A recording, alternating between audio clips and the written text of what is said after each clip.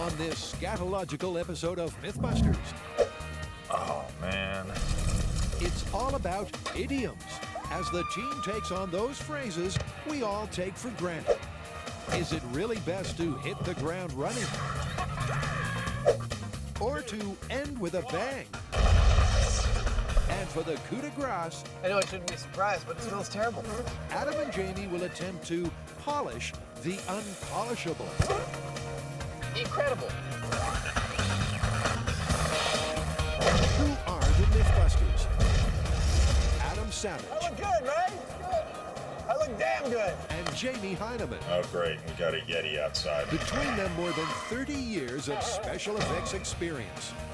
Joining them, Grant Imahara. Oh my God! Tori Galechi. Say hello to my little friend. And Carrie Byron. You're better than a robot. They don't just tell the myths, Bye-bye.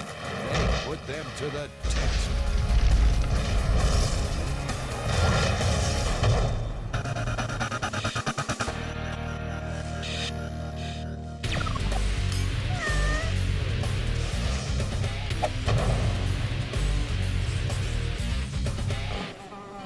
So, we're doing idioms.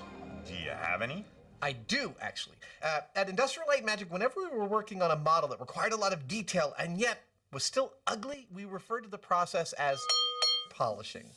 So, the myth is you can't polish. Exactly. That one's been around forever. I've heard that all over the place. I got a wrinkle, though, because the network has instructed us that we're not allowed to use the word. Can we say? Of course not. Nope. But to set your mind at ease, we can say feces, manure, guano, dung, waste, scat, doo-doo, poo-poo, and poop. Pedants that we are, we've put common idioms to the test before. We've dared to question the culpability of bulls in china shops. They're very careful of the break in China. The trouble with finding needles in haystacks. And the ease of shooting fish in a barrel. I think he's still squirming. But this just might be the toughest task of all. So, where are we going to start with this poop polishing? Well, I think we're going to need the widest possible array of dung that we can find. A veritable smorgasbord of fecal matter. And then see if there's any specific kind we can get to take a high polish. Okay, let's get at it. From here, the best place to find a truly broad selection of dung is the San Francisco Zoo. Well, we're just about to go into the barn containing a bunch of giraffes, or as we on Mythbusters like to call them, the large herbivore savanna-based species production units. And hopefully they're going to have some special packages just for us. But you can't expect something for nothing, so the boys come bearing fruit. We've got some breakfast here. This girl refuses to take Adam's banana. No surprises there. Jamie has better luck. She's beautiful. And breakfast begins its magical transformation into manure. Okay, now you've eaten. Let's see the other stuff. It's a rare chance to frolic with the wildlife, but Jamie knows they're here on, business. He's like, what the hell are you doing? I'm no girl. Is it okay? Can I get some? So it turns out the giraffes are really efficient at extracting the nutrients they need out of the food they eat. Unlike things like elephants and other herbivores that live in the same environment that are basically like cows, the way they process, the giraffes extract every last little thing, out of the food, and that's why you end up with this dense little nugget, which tells me that it might be better material for us to work with.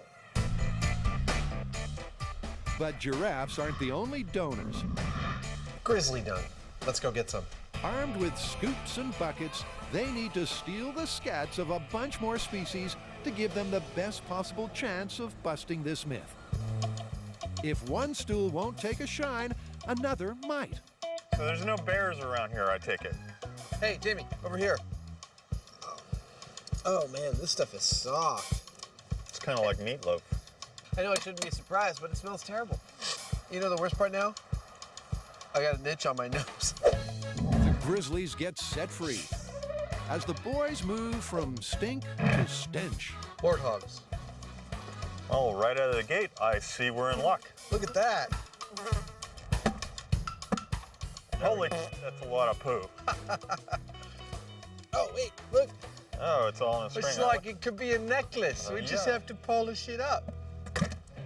They race to secure the manure from half a dozen more animals, including lions, rhinos, and koalas. I think we got everything we need here. Oh, you're full of it. Let's get back to the shop and start polishing. Okay.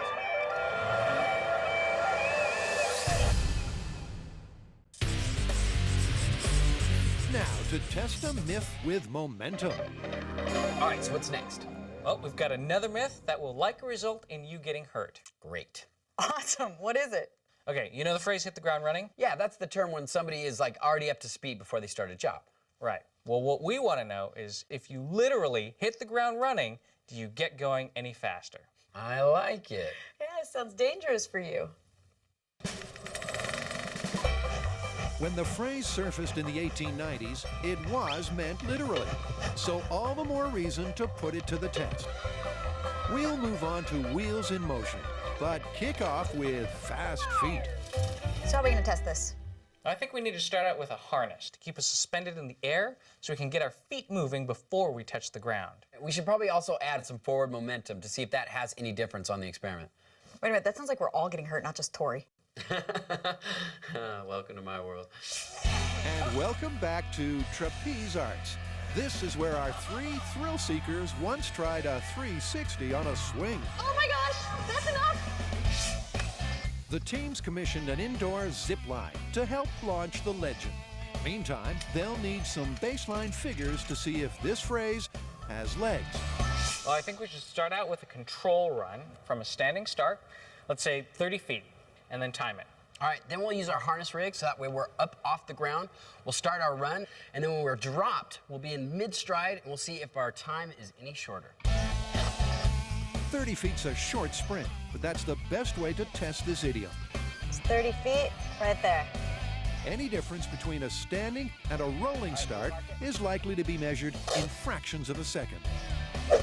Let's go! Let's go! Come on! Get those shoes on! Get those shoes on! Tori's the first to run his 3 standing start control sprints. On your marks, get set, go. Tori consistently clocks just over 2 seconds. 2:11. But those tiny differentials might make all the difference. All right, who's next? Now, Carrie and Grant post their own times. I'm ready. On your marks, get set, go. That was cute. It was cute. I like the way she hit the back. Then Grant steps up to the mark.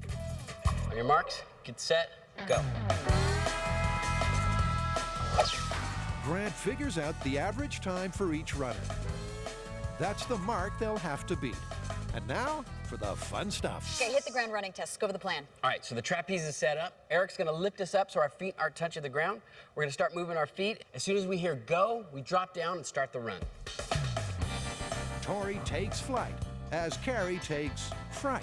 Personally, I think hitting the ground running sounds great in your head if you're thinking in cartoons, but in real life, I have a feeling it's going to trip you up and, well, we might see some face plants. We live in hope.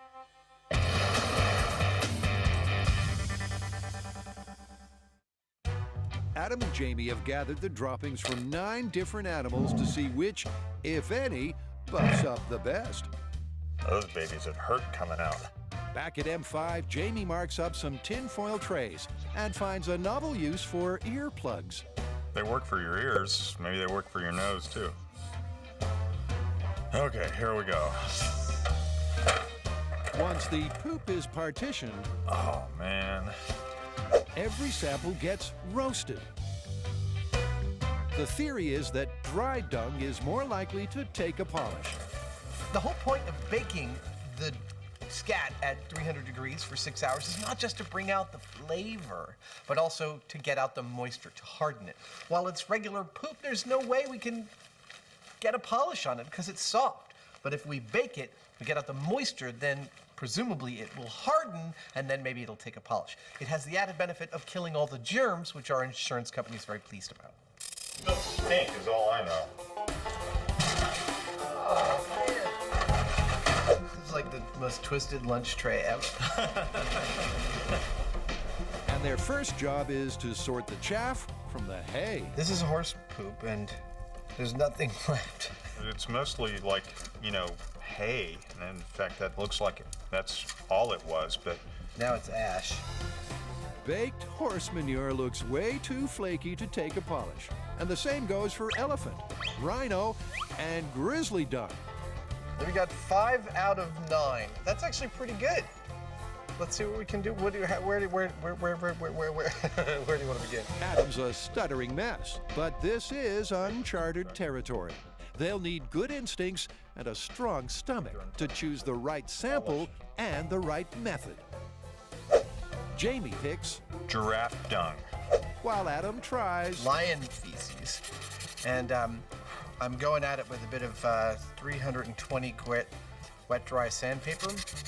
And honestly, it seems to be going swimmingly. Assuming this idiom ever gets close to being busted, to call it, we'll need some kind of gloss rating. Adam's arranged to rent a fancy machine that actually measures the reflective properties we call a shine. At this early stage, Jamie thinks we won't be wasting our money. So I'm actually getting a nice little shine on this puppy. I'm doing that just by adding a little bit of water to the table surface and rubbing it around until it kind of flattens what material's already there out into a nice surface. Giraffe pellets do seem to have polish potential.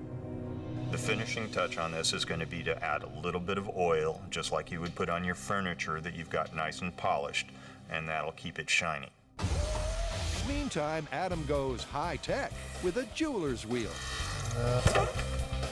Terrible failure, that is, right there. Frustration turns to exasperation as Adam learns that Jamie's using furniture polish. You are obstinately ignoring the spirit and the letter of the myth by using a wax-based polish. This is about polishing. There's polish. I don't see the problem. You're imparting an artificial shine. You might as well just spray paint it. You're adding a material, and the material is what's getting you your shine, not the poop itself. Proving you can polish a poop is a big ask, so it's no surprise that the hit the fan. It's a wax. It helps get a shine on it. You wax your floor, you polish your floor, you polish tables. I'm gone. Well, I guess we've left Tori hanging long enough. He, Grant, and Carrie are testing the literal truth of hit the ground running. Just like the control sprints, they'll all try this running drop test 3 times. And here's the highlights. Go. The way I was picturing it is really cool. I probably look really cool on the high speed on this one. Hanging, set, I haven't reached maximum velocity yet. go. Go. I have to say that was pretty awkward. And it wasn't really like hitting the ground running so much as it was hitting the ground stumbling. Wow, that is the most graceful thing I've ever seen in my life. Eye of the tiger, Grant. Eye of the tiger. More like Eye of the Kitten. You can't help notice that hitting the ground running looks a lot clumsier and a whole lot slower than a standing start. I'm under no illusion that was probably a slower run. I almost didn't see her pass. Mostly from all the awkward flailing around that left me in a strange position by the time I hit the ground to run. Go. But the stopwatch never lies. On average, the 3 of us were faster hitting the ground running There's no way. by 1/8 of a second. Go. Incredibly, these rough rolling starts did make for a slightly faster time.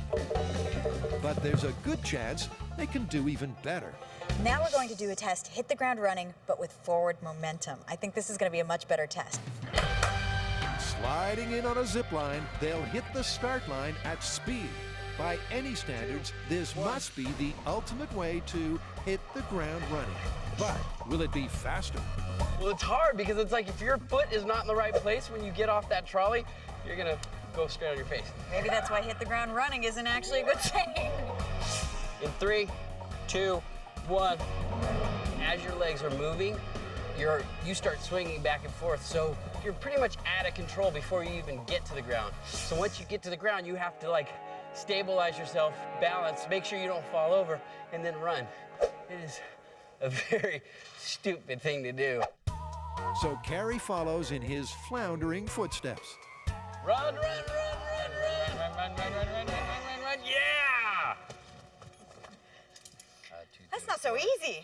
Yeah. Yeah. Time for Grant to strut his stuff.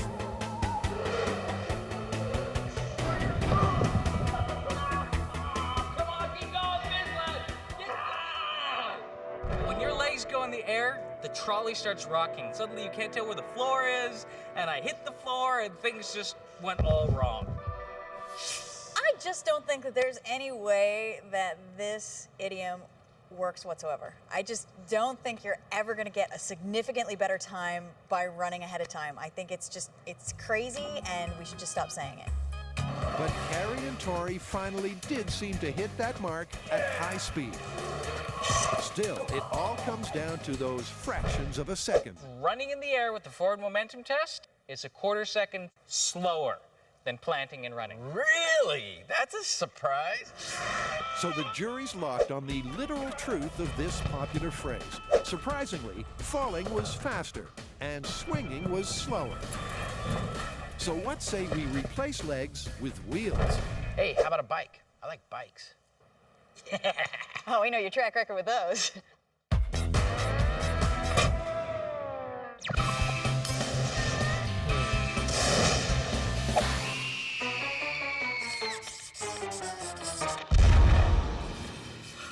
I can tell you're trying to send a message, but I can't figure out what it is. It's an idiom we've been exploiting it since the very beginning of the show. Really? An idiom? I can't figure out what... You gotta tell me. Better to end with a bang. So you're suggesting that we end the idiom special with a bang? Exactly. That's brilliant. Let's get out of here. Sure, we always assume it's better to end with a bang, especially on Mythbusters.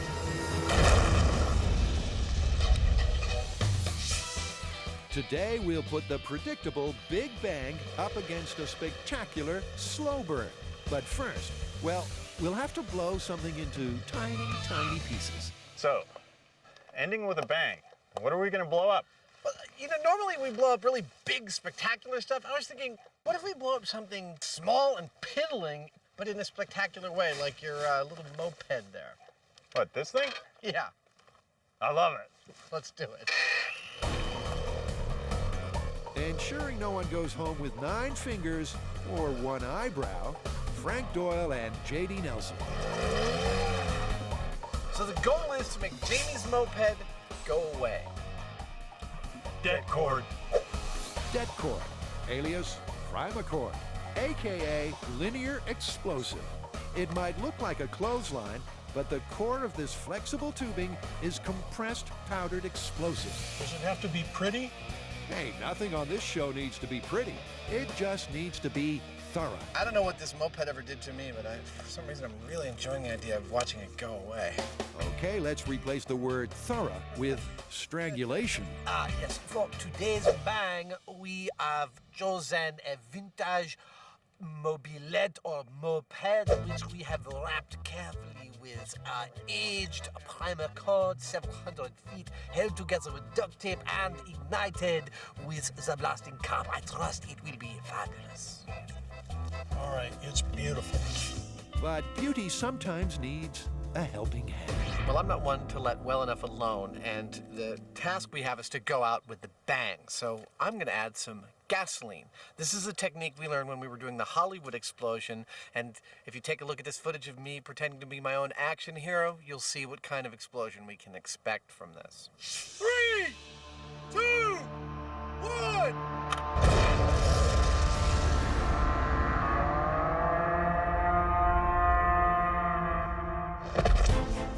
So Adam adds even more fuel to the fireball. When a demolitions expert laughs like that, it's time to run for cover. At least the boys have a bunker to hide in. Okay, everybody ready? We are. All right.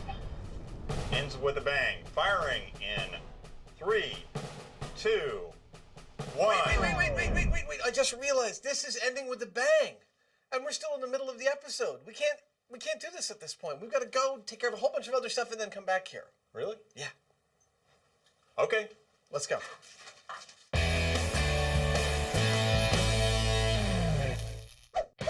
Carrie, Tori, and Grant have been testing the truth of the idiom, hit the ground running, to see if it really is faster than a standing start.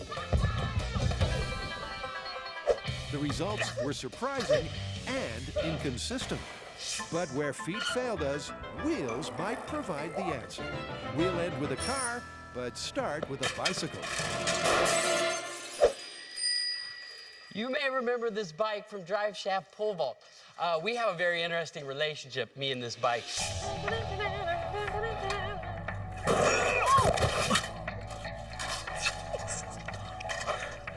I'm okay.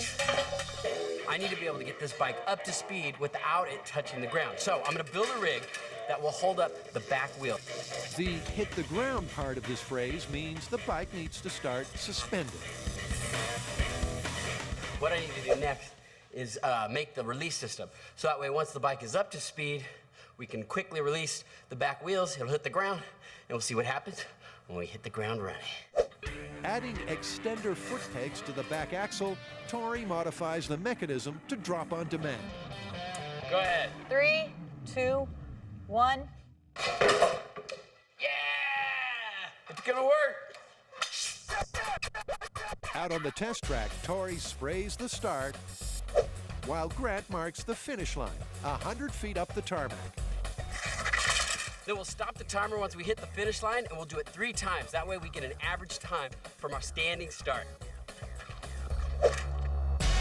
These first sprints wouldn't scare a retired mailman.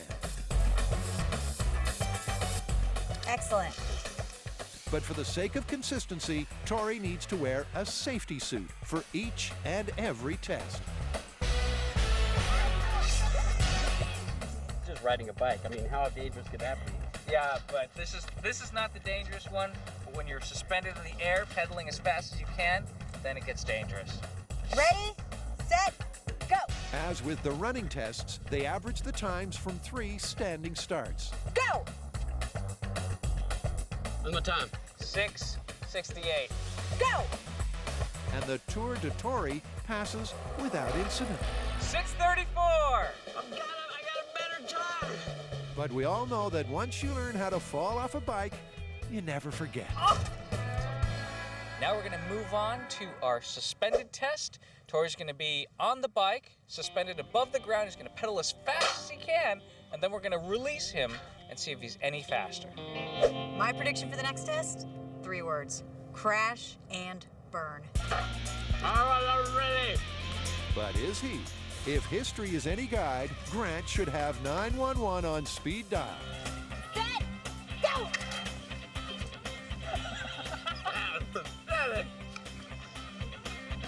Keep going, keep going! 8.72. Not very good.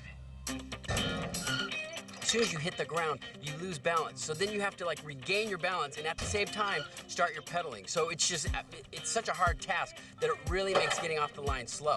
So as far as hitting the ground running goes for a bike, not a great idea. And here at Mythbusters, a bad idea is always worth repeating. Ready, set, go.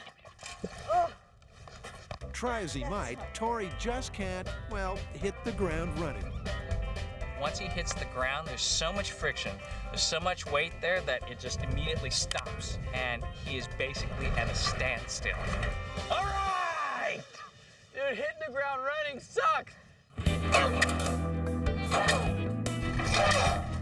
This was just like when we were at trapeze arts and we were trying to catch with our feet. It's really hard to, well, hit the ground running. 10.09 seconds. Just to remind everyone, Tori's control run was just under 6.5 seconds. Clearly, the friction between the road and the falling rear tire stopped the wheel dead and unbalanced the bike. So, far from proving an advantage, this test is going backwards. Your average hitting the ground running was 9.27 seconds, 2.8 seconds longer than the control. That's not good. It's not looking so good for hit the ground running on a bike. But we can't stop there. We still have a car. Yeah, let's ramp it up. All right.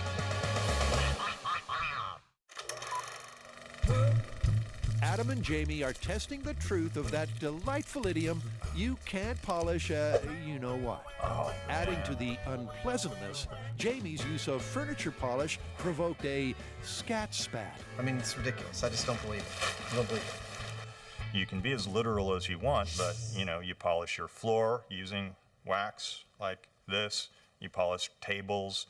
Nobody accuses you of cheating when you polish your living room furniture with polish. So I think Adam's just kind of like off because he's not getting any results, and I am.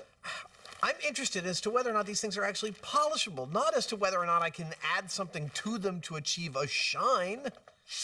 But he'd sooner strike a light than curse the darkness. Hello, sir.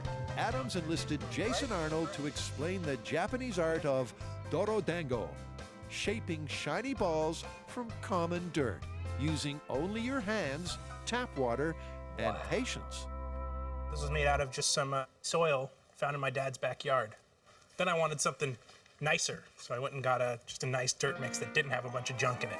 So, Wow, these are great. yeah. Can you teach me how to do this? Absolutely, yes. I'd love to teach people how to do this.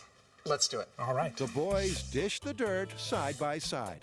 It's a proof of concept cooking lesson that hopefully works just as well with manure. You know, usually on the show I'm connecting to my 14-year-old self, the pyromaniac. Now I'm connecting to my 4-year-old self. You're looking pretty good there. I think you could start to pick that up and get your hands dirty. All right. They need a good balance of dirt and water to shape a sphere the size of a pool ball. And remember, this is nothing more than a ball of mud. Now I feel like I want to add just like a little tiny bit of water. I really want to try and get water out of it. Okay. If you feel that it's too dry, maybe, and it's like crumbling, then yeah, you may want to add some water to No, it. I feel like I'm right on the edge. Adam soon adapts to the rolling rhythm. This is so much fun. And the frequent trips to the fridge to speed up the condensation. So 25 minutes, we pull them out? Sounds great. It all takes time, but it could be worse. If you're doing this the old-fashioned way with no refrigerator outside, it'll take more like a week or longer as you leave it outside. Now, Adam has a surprise for Jason. So Jason, I know I haven't told you what the whole purpose of this is. I'm wondering how well this process would translate to poop. To polishing poop. It could be done, I think. That's all I needed to know. I'm starting to feel like this is definitely applicable to poop, and I guess you would definitely call that Doradungo.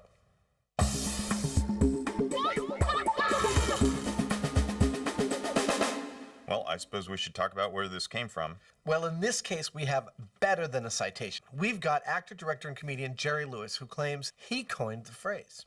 Yeah, it was in the late 60s. He was in his editing suite working on his latest film, and Stanley Kubrick walks in asking if he can watch. Well, Lewis responds, implying that the film was no good, that you can't polish. And it's been in the popular culture ever since.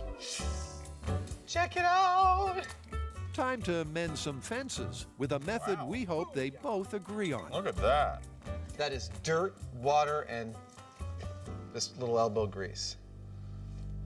Does it bounce? No, I think it's actually pretty darn delicate, but I think this is our process. That's beautiful. I think we just need to choose the most dirt-like of the scat and start with that. Okay. Adam adopts the ostrich droppings. And Jamie decides on the lion leftovers. I need to take this and make a shiny mud ball out of it. Now, this is lion poop, and The reason I want to use it is because these guys are almost exclusively carnivores, and their poop is going to be, have a certain characteristic because of that. I'm holding on to a ball of wet dung, and I have a hard time imagining that it's going to be shiny when I'm all done. At the same time, I'm so jazzed from my shiny mud ball that I'm optimistic that this is going to work. I'm actually really impressed how this lion poop is working. It has a really fine dust that comes out of it when you start to work it. Since the perimeter of any perfect ring will meet a perfect sphere all the way around, this kind of helps me just test and see that I'm reasonably close to perfectly spherical. These are so simple. They're just, there's nothing more pure than a sphere. Unless the sphere needs a shave. Jamie resists yelling, "Waiter, there's a hair in my poop." He just takes care of business. That's working.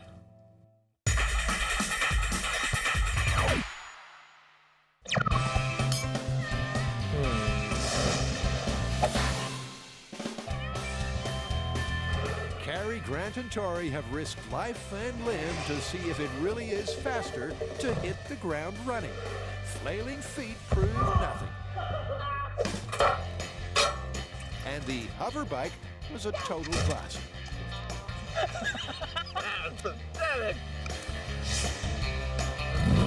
But with much more weight and maybe more grip, this stunt sedan just might do the trick. I like driving. Driving and hopefully braking is Carrie Byron. My strategy to keep consistency is I am just going to floor it for the start of each one of these tests. Grant sets the mark at 300 feet. Now Carrie sets some times from a standing start. Here we go. In 3, 2, 1, go! 7.97. As before, they'll average these control runs to compare against hitting the ground running. Now that we have our data, the next step is to raise up the drive wheels, which are the front wheels, off the ground. I think this has a good chance of being faster. The car's more stable, it's got better traction, and the wheels are unlikely to stop when they hit the ground. But there could be a few problems. We could blow out the tires, The car could swerve out of control. or we could destroy the transmission. Be interested to see what happens. That's better. With the engine at full revs, this 4,000-pound car is rigged with a quick release to smash into the road at top speed. We've never done anything like this before, so I guess we just have to cross our fingers and hope everything goes really well. And if things don't go well, there's no way anyone here can help her. Unlike the bike, the car wheels don't stop dead, but they do seem to struggle for traction.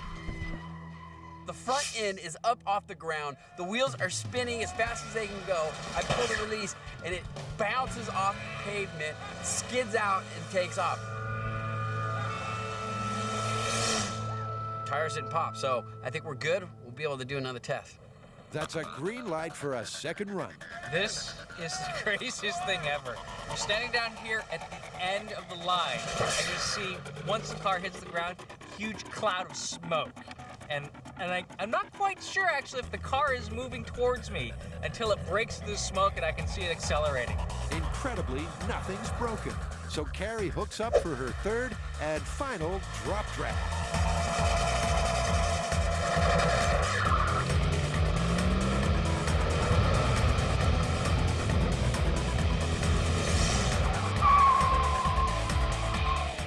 That was so awesome. The redneck in me screaming the whole way. I love a good burnout. Oh, and I'm sure the test went well too. At the end of the day, charged by hormones and horsepower, it all comes down to timing. Was hitting the ground running faster than a standing start? Now, as cool as that was, I don't know if it made it any faster.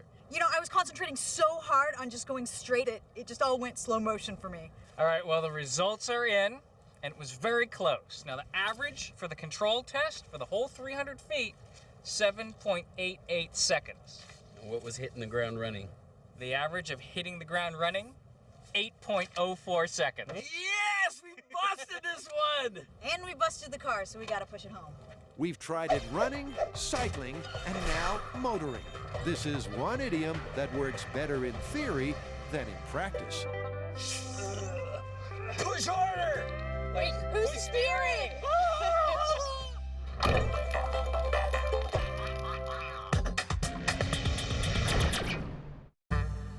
For Adam and Jamie, it's been 3 long days of shaping and buffing. But thanks to the ancient art of Dorodango, they've got a real chance of actually imparting a polish to poop. You know, the casual viewer might look at this and say, pardon the pun, what a load of crap. Who needs to know this? This is disgusting. But I'm actually really fascinated by this. Even if it is a disgusting material, it's totally unlikely. And yet, by really thinking carefully about it and by like polishing and working it, we've actually got a lovely shine on this. Of course, it's not all smiles and sunshine. The balls still stink to high heaven. They're unsanitary. And Adam's made a mess of the pants he was going to wear to the Emmys. I swear that is as shiny as I'm gonna get it. It's pretty good. Now, here's the rub. What exactly defines a polish, and how do you measure it? Adam's left nothing to chance. Because the whole point of this exercise is to polish a poop, the question remains, how do we know when we get there? What is shiny? What is polished? Well, we've got a gloss meter here, which measures shininess in gloss units. And we know that anything above a gloss unit measurement of 70 is considered high gloss or polished. And I submit that that is our target. First, I'm going to run it through its paces with this shiny chrome ball, which no one would dispute is a very polished ball. The gloss reading on polished chrome should give us some idea of whether or not Adam's dung ball will make the grade. Okay, the results are in. Shiny chrome ball, 275 gloss units. Now I'd like to measure my Dorodongo. They've cramped their fingers, lost time with loved ones, and infused M5 with a stink that might just last forever. But if they can bust this myth, well, it's almost worth it. 106. Remember, anything above a gloss units of 70 is high gloss, and I got 106. So I succeeded in polishing a poop. Let's go get Jamie's. Dude, I achieved high gloss according to our gloss meter. Not bad for like a lot of grass and other things in there. Yeah, I got 106. Wow. I can just about see myself in it. Oh, we got to test yours. Come on, let's go. Okay. Jamie, you'll recall, chose the lion dung. So in this bizarre quest for the best and brightest, it's carnivore versus herbivore. Nicely done. 183 gloss units. So you should know anything above 70 gloss units is considered high gloss, and you knocked it out of the park. So I guess I succeeded. This is nothing but poop. Yeah. And like, what was it? 3 or 4 days of constant polishing in my off time? Who knew? Well, 106 gloss units for ostrich. 183 for a lion. They're shiny. They are. I'd say we've handily busted this myth. You can, in fact, polish a poop. Yes, you can. It's busted. I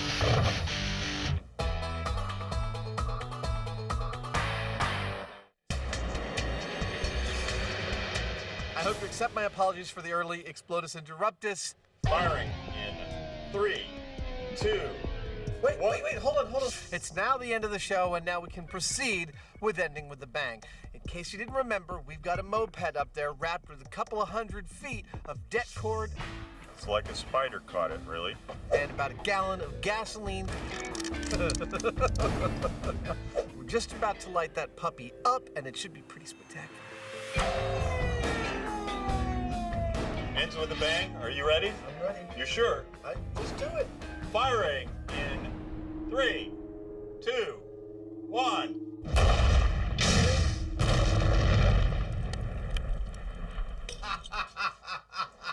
That was suitably Suitably spectacular. and suitably devastating.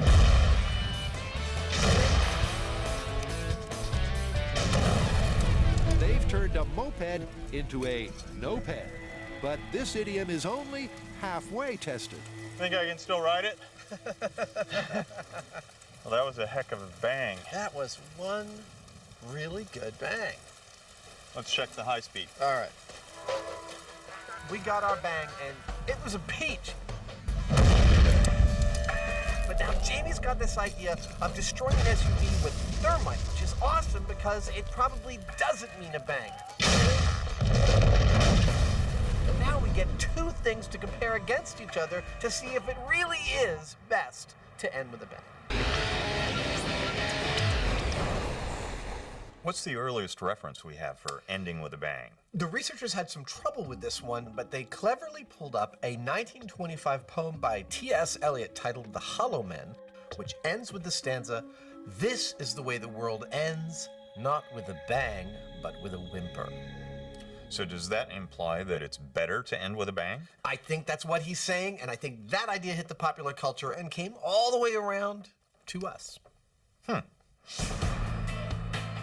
But just what is Jamie's diabolical alternative? Let's ask the man himself. We're gonna make some thermite. That means I'm gonna take this and mix it with this in that, and we're gonna cut that in half. Okay, that's nice and brief, but we'll need a bit more detail. Thermite is a mix of iron oxide and finely powdered aluminum that burns at super hot temperatures. We used it previously during the Hindenburg episode to a pretty spectacular effect, as you can see. The Hindenburg had a paint job partly based on the key components of thermite, which at least contributed to this historic fireball. Thermite's also used to build bombs and in commercial demolition, so it's not the kind of thing you buy pre-packaged. So Jamie has to mix his own, very, very carefully. The only people that we could find that are used to working with this kind of quantity of thermite normally make solid rocket boosters. And they told me that I need to be really careful with this because even mixing it in a mixer like this can generate enough heat from the friction that it could auto-ignite. And once this stuff goes off, you don't want to be around it. So we're keeping a close eye on it.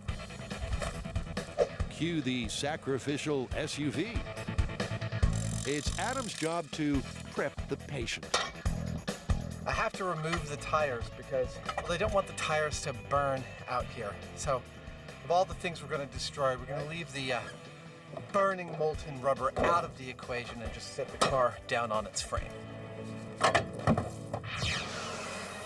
The first batch of bathtub thermite is bagged and distributed. So I figure we stuff these in around the engine, and when it starts to run through the hood, it'll set them off. Now, Adam's method gives an insight into Jamie's madness. He's landscaping the car with house bricks to form a flaming gutter. My vision is that we're going to create a river of thermite that's going to rain down on the inside of this SUV and cut it right in half. Now, is it going to do that? We don't have a clue. It hasn't been done before, but it's going to be cool. Something's just occurring to me. What's that? This is a freaking lot of thermite. Have you found anyone who's ever set off this much? Nowhere close. Cool. Maybe somebody has, but I couldn't find them. If he could, they probably wouldn't approve of this. By the time he's finished, Jamie's used more than 1,000 pounds of thermite. I don't know, but I think that ought to do it. Ought to do something. This is, it's like repeatedly trying to do things that only happen in cartoons. Well, if we don't, who will? The aim here is to stage a spectacle that's better than a bang. So, what are the odds? It burns at 4,500 degrees. It's self-oxidizing, meaning that you can't really put it out because it doesn't care what you do to it. And as far as we know, nobody's used this much before. It's going to be amazing. If this works the way we're planning, if we actually achieve just splitting this SUV down the middle, then absolutely it's going to be better than a bang. But I really, it's anybody's guess as to whether or not it's going to work. Okay, I'm going to light her up. Over. Don't you just love seeing history in the making? Jamie sets the slow burn fuses, then moseys on back to safety.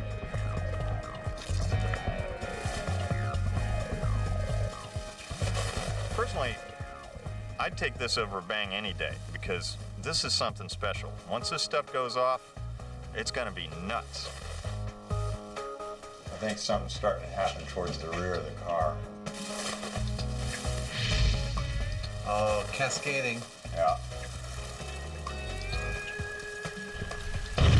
Oh, yeah. That's what I'm talking about. Oh, it's coming out the windows. It's definitely gotten into the cab. Burning thermite is 3 times hotter than molten lava, and the UV rays are so intense you can't view it up close without a welder's mask. No wonder Jamie thought this might be better than a bang. God, that's gorgeous. It's like the gift that keeps on giving. Look at the size of the cloud that's putting out.